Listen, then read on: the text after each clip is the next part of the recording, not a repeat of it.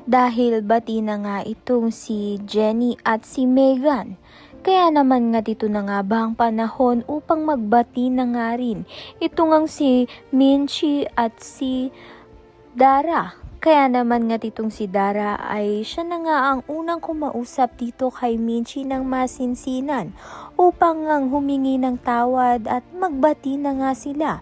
Subalit malalaman nga natin kung papayag nga ba itong si Minchi sa kagustuhan nga nito ni Dara dahil kinikailangan nga ni Dara na makuha nga ang loob nito ni Minchi dahil gagamitin niya nga itong pagkakataon para makabalik na nga ang Rosabellas at maging maganda ang kanyang legacy concert.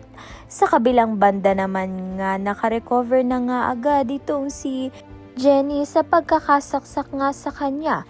Kaya naman nga tagad nga siyang bumalik sa mga grupo niyang Yumi. Kaya naman nga dahil dito, winelcome nga siya ng mga kagrupo nga niya sa Yumi. Masayang masaya nga ang kaibigan niya, lalong-lalo na nga itong si Megan.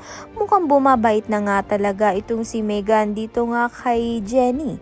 Kaya naman nga't yan at iba pa ang dapat nating pakaabangan. Maraming salamat sa iyong panonood.